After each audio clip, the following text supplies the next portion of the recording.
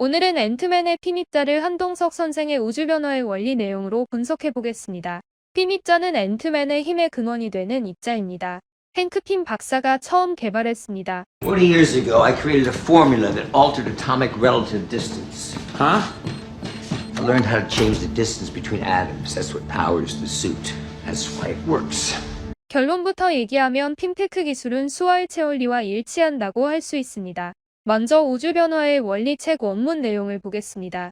양자와 전자의 질량의 차이는 전자는 양자의 1840분의 1, 즉 1수가 세분화된 상태는 미토의 상인데 그것은 곧 길기가 1840분의 1만큼 분화된 것이 세분화의 극점인 미토라는 것과 양자와 전자의 질량의 차가 1840분의 1이라는 점과 동일하다는 것을 의미하는 것이다. 실제로 분열 상태를 계수한다면 1840분의 1에서 끝나는 것이다. 그 근거는 모든 분열 작용은 지구가 공전하는 도수의 반분 부위, 즉 미토의 위에서 끝나는데 다시 말하면 미토의 부위는 지구가 공전하는 도수의 182.5도수인 점인 것이다. 그런데 우주운동의 도수는 천체운동의 10배인 것이다. 왜 그런가 하면 천간의 1일은 우주의 11이기 때문이다. 그런즉 182.5 곱하기 10은 1825가 우주운동의 도수다. 그런데 우주의 운동은 그의 요인으로서의 15도가 첨가된다. 이것은 5토와 10토가 기본작용을 하는 도수인즉 여기에 가하여야 한다. 그러므로 1825 더하기 15는 1840 도수가 되는 것이다. 이와 같이 볼 때의 전자와 양자의 소위 거리, 즉 질량의 차란 것은 상수 원리에서 나타난 바이, 수와 간에 일어나는 질량의 차와 동일한 것이다. 그런데 수는 물로서 보면 음인데 그 본질로 보면 양, 즉 태양이고 화는 물로서 보면 양이지만 그 본질로 보면 즉 수음이다. 그런즉 양자란 것은 성질로 보면 양이지만 물질 자체는 음인 것이요. 전자는 그 성질로 보면 음이지만 물질로서는 양인 것이다.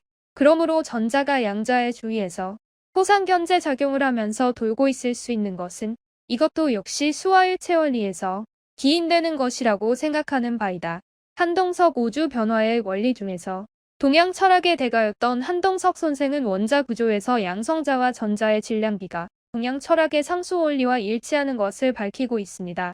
지구 공전 도수를 약 365로 보고 분열과 수축의 두 과정 중 분열 작용 절반은 365 나누기는 182.5 도수입니다. 여기에 10수를 곱해 1825가 되고 하도의 중심에 있는 5토와 10토를 더하여 1840 도수가 나옵니다.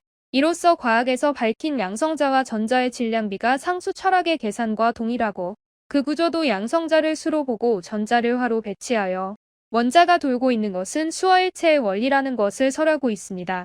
그리고 본문의 전자와 양자의 거리도 상수 원리, 수화의 원리와 동일하다고 밝히고 있습니다. 행크 핌이 앤트맨 슈트의 비밀이 원자 간 거리를 조절하는 것이라고 한 내용과 같은 내용입니다. 이런 관점에서 정리해서 말하면 영화 속 앤트맨 슈트가 실제한다면 바로 이 수화일체 원리를 조화하는 능력이 있는 것입니다.